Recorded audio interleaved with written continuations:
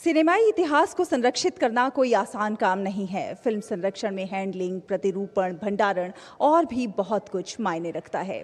Film archivist या फिर restorer film को संरक्षित करता है और इसे मूल रूप में दर्शकों के सामने प्रस्तुत करता है।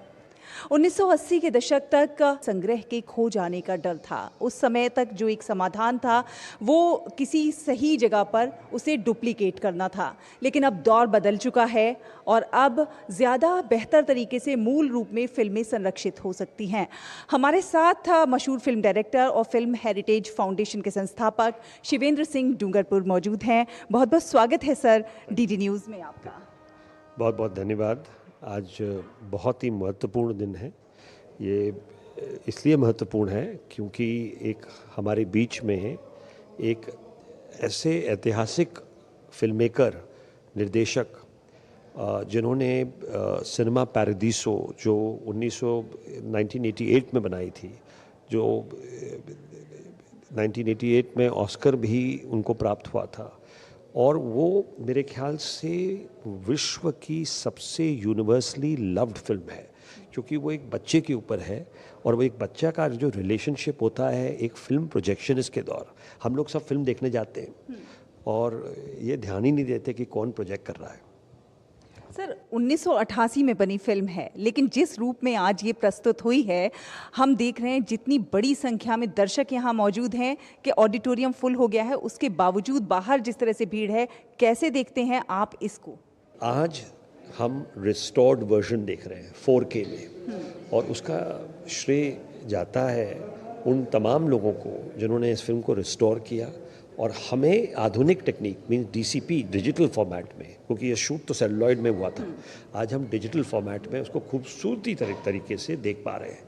और यही हमारी जो फिल्म हेरिटेज फाउंडेशन का एक बहुत बड़ा मकसद है, और कि हम ऐसी फिल्म मेकर्स को लाएं, ऐसे फिल्मों को लाएं और लोगों के बीच में दिखाएं, ताकि लोगों को ये फिल्म जो होता है, जो 1988 की फिल्म है, जैसे ये फिल्म है, वो इटली का एक तरह से ऐतिहासिक रूप को प्रदर्शन करता है। तो हम यही कोशिश कर रहे हैं कि ऐसी फिल्मों को दिखाएं। सर अगर हम रेस्टोरेशन की बात करते हैं तो कितना मुश्किल होता है, कितना चुनौती भरा होता है उस संग्रह को यथास्वरूप प्रस्तुत कर पाना? देखिए, आपने ताजमहल को देखा है ना? ताजमहल की खूबसूरती को देखा है। जब उसका एक मार्बल गिर जाता है तो वो मार्बल ढूंढना पड़ता है। वही मार्बल ढूंढना पड़ता है जो शाहजहां ने जिस खजाने से वो मार्बल लाए थे। तो वही मार्बल जाके ढूंढना पड़ता है, फिर उसको बैठाना पड़ता है। लगना चाहिए कि वो मार्बल और उस मार्बल में फ़र्क नहीं है। वो लगना चाहिए कि वो मार्बल भी शाहजहां ने 16 सदी में ढूंढ के निकाला था। लेकिन जो भी इंसान जाता है वो ताज को देखने, वो पहचान नहीं पाता है कि मॉडर्न क्या है और पुराना क्या है। हमारा भी कुछ ऐसा ही काम है। एक ICU का काम होता है कि एक जो फिल्म होती है वो बहुत ही परेशानियों की, सेलुलॉइड में शूट हुआ था, वो कई फिल्में ख़राब हो चुकी हैं, उसको कैसे जीवित करना है। एक तरह से मैं फिल्म को जान की तरफ होता हूँ। और फिल्म में तो कितने लोगों का किरदार होता है ना? उसमें लोगों के सपने होती हैं, लोगों की एक ख्वाब होती है, इतने सारे चीज़ों का समर्पण होता है एक फिल्म। तो उस फिल्म को जागृत करना एक तरह से एक कह सकते हैं उसको एक वापस लाइफ देना। तो आज ये फिल्म वापस हमारे बीच में है क्योंकि उसको एक नई लाइफ दी गई है। तो यही फिल्म हेरिटेज फाउंडेशन का एक पूरा मकसद है कि हम कैसे पुरानी फिल्में, और सिर्फ फिल्में नहीं, देखिए जब सबसे पहली बार मैंने काम शुरू किया था, आज भट्ट साहब भी मेरे साथ हैं, तो मुझे श्याम बेनेगल साहब ने कहा था कि गांधी जी की डांडी मार्च है, वो बहुत ख़राब तरीके में पड़ी हुई है, कुछ कर सकते हैं आप उसमें। तो लोगों ने उनको कहा चाहते, देखिए आप वो भूल जाइए, जो असली डांडी मार्च है रिचर्ड एंटीब्रो का गांधी है, वो ले लीजिए। बेन किंग्सले है उसमें, आपको असली गांधी क्यों चाहिए, क्या फ़र्क पड़ता है। तो उस वक्त मैंने काम करना शुरू किया जब मैं अपने करियर में बहुत ही बिजी था। और उसके बाद डॉक्टर सलीम अली, जो इतने बड़े ऑर्निथोलॉजिस्ट थे बर्ड्स के ऊपर, उनकी सारी फिल्में थीं। तो वो BNHS के पास थी, तो उन्होंने कहा कि भाई देखिए आप कुछ कर सकते हैं। तो मेरी शुरुआत ऐतिहासिक हुआ, क्योंकि मैं एक ऐसे ख़ानदान से पैदा हुआ हूँ डूंगरपुर जो राजस्थान में है, और जहाँ हमें शिक्षा दी गई थी कि हिस्ट्री, एनवायरनमेंट, ये सब मेरे माँ बाप का और मेरे परदादाओं का और सबका शिक्षा कि जो ऑडियो विजुअल होता है, जैसे आज आप मेरे इंटरव्यू कर रहे हैं डिजिटल में, 1950-60 में ये सेलुलॉइड था, तो वो भी फिल्म था, तो उसका बचाना उतना ही, जैसे आज आप कोई भी इंटरव्यू लेते हैं, कितना इम्पोर्टेंट होता है कि उसको प्रिजर्व किया जाए ताकि अगली पीढ़ी देख पाए कि आपने किन किन लोगों का इंटरव्यू किया है। तो वही लोगों को समझाने में कि हम जो कर रहे हैं फिल्म हेरिटेज फाउंडेशन में, वो सारा ऑडियो विजुअल हेरिटेज को प्रिजर्व कर रहे हैं। तो ये फिल्म सिनेमा पैरादीसो एक प्रदर्शन है उस फिल्म का। सर, अगर हम बात करें तो कौन कौन से दौर की फिल्में अभी आपके पास मौजूद हैं? जैसे कि लोग कहते हैं कि 1920 और 1950 की काफ़ी सारी फिल्में तो खो गई हैं, तो किस किस दौर का संग्रह होगा? देखिए, साइलेंट एरा का अगर हम बात करें तो हमारे 99% फिल्म्स खो चुकी हैं। 99। साइलेंट का जो एरा था वो 1931-32 के आसपास था। फिर टॉकी आया, टॉकी के एरा में भी। तो जब तक 1960 और 70 के बीच में कम से कम हमने 60 से 70% फिल्में खो चुकी थी।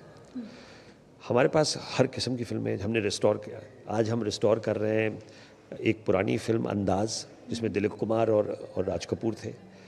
शोले कर रहे हैं, पाकीज़ा कर रहे हैं, हर किस्म की हर दौर की और हर रीजनल फिल्म की। मेरा ये मानना है कि अगर भारतीय संस्कृति को देखा जाए, भारतीय संस्कृति, तो सबसे अच्छा जो प्रदर्शन होता है वो हमारे रीजनल हेरिटेज में होता है, रीजनल फिल्मों में होता है। अगर मैंने मणिपुरी फिल्म रिस्टोर किया, कन्नड़ा किया, मलयाली फिल्म की, केरला की, तो हमारा यही एक प्रयास है कि हम हर स्टेट का, जो भी इम्पोर्टेंट स्टेट्स हैं, जो भी फिल्म मेकिंग स्टेट्स हैं, क्योंकि भारत कम से कम 2000 से ज़्यादा फिल्में बनाता है और कम से कम 9 बड़े फिल्म इंडस्ट्री हैं। ऐसा कभी कहीं आपको देखने को मिलेगा कि हमने फिल्में 50 से ऊपर लैंग्वेजेस में बनाई है? कहीं ऐसा हो सकता है? तो कितना मुश्किल है प्रिजर्व करना, कितना मुश्किल है रिस्टोर करना।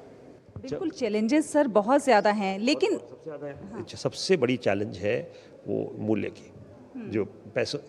देखिए, हेरिटेज को बचाना, क्योंकि जो आर्ट है उसको आप उसको कैसे उस पर एक दाम लगा सकते हो? नहीं लगा सकते हो। वो ज़रूरत है, वो ही इतिहास, जो आर्ट और कल्चर और इतिहास, वो ही इंसान को बनाता है। जब तक हम उसको अपने अंदर समर्पित ना कर पाएँ, हम बाहर उभर के एक अच्छे इंसान नहीं हो पाएंगे। हम अलग पीढ़ी को शिक्षा नहीं दे पाएंगे। शिक्षा कहाँ से आती है?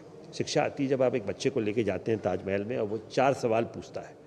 वो देख के उसको ये पहचान होती है कि हमारे हिंदुस्तान में ये भी एक कल्चर था, किताबों से नहीं होता है। तो ये फिल्में भी हमारी ज़िंदगी में एक बहुत ही मूल्य, हम बच्चों को लेके जाते हैं फिल्मों में, पॉपकॉर्न खाते हैं, ये करते हैं, वो देखते रहते हैं, वहीं से उनका एक लैंग्वेज बनता है।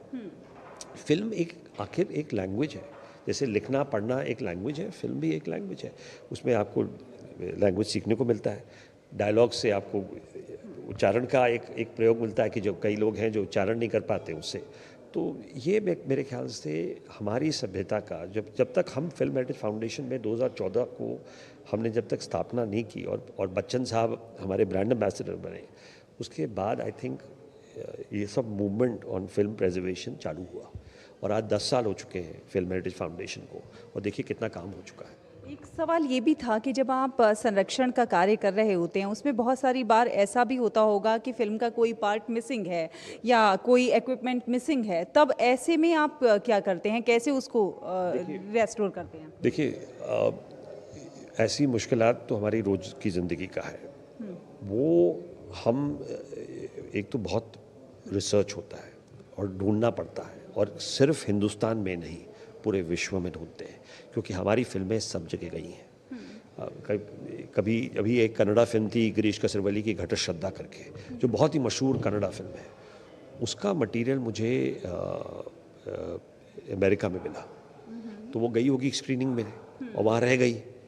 तो कई अफ्रीकन कंट्रीज़ में हमारी फिल्में हैं, हमारी कई फिल्में मद्रास की श्रीलंका जाती थी, सिंगापुर जाती थी। तो एक तो रिसर्च और ढूंढना, और अगर नहीं मिलता है तो जो बेस्ट अवेलेबल मटेरियल है उसके साथ काम करना। वो जो ऐसा ही हुआ जैसे इमारत होती है, जब उसका आपका मिनरल गिर जाता है, जब आपको उसका कुछ मिलता नहीं है तो आप कुछ अलग बदल के नहीं डाल सकते। तो क्या आप फिल्मों के संरक्षण के साथ साथ जो तमाम इक्विपमेंट्स होते हैं, कैमराज, इन चीज़ों का भी संरक्षण करते हैं? बिल्कुल, कॉस्ट्यूम से लेकर हमारे पास स्क्रिप्टें हैं, पोस्टर्स हैं, लॉबी कार्ड्स हैं, शूटिंग के स्क्रिप्ट्स हैं, कॉस्ट्यूम्स हैं, कैमराज हैं, क्लैपबोर्ड्स हैं, जो भी फिल्म से जुड़ी हुई चीज़ें हैं वो सब का संरक्षण हम कर रहे हैं, उसको प्रिजर्व कर रहे हैं, उसको रिस्टोर कर रहे हैं। उसको यही उम्मीद है कि जब हमारा सेंटर खुल रहा है बॉम्बे में, फरवरी मार्च में हमारा सेंटर खुलेगा और एक पब्लिक लाइब्रेरी रहेगी जहां लोग जाके फिल्मों के बारे में किताब में पढ़ सकते हैं। तो जब ये खुल जाएगा तो हमारी यही उम्मीद है कि हम देश के लिए क्या कर सकते हैं, हम अपने लिए कुछ नहीं चाहते। और कहीं न कहीं फ़िल्में भी सांस्कृतिक विरासत का संरक्षण करने में एक महत्वपूर्ण भूमिका निभाती हैं, उसे लोगों के सामने प्रदर्शित करने में। ऐसे में फ़िल्मों का संरक्षण करना कहीं न कहीं विरासत का संरक्षण करना है। वो तो मैं हमेशा कहता हूँ, विरासत या आप फिल्मों का संरक्षण की बात करें, मेरे ख्याल से मेरे लिए तो एक जुड़ा हुआ संबंध है। एक तो मैं कभी सोच भी नहीं सकता हूँ कि मैं कुछ और भी कर सकता हूँ, क्योंकि मैंने अपनी पूरी ज़िंदगी अभी 10 साल इसको बचाने के लिए मैंने पूरा सौंप दिया है और वही कर रहा हूँ।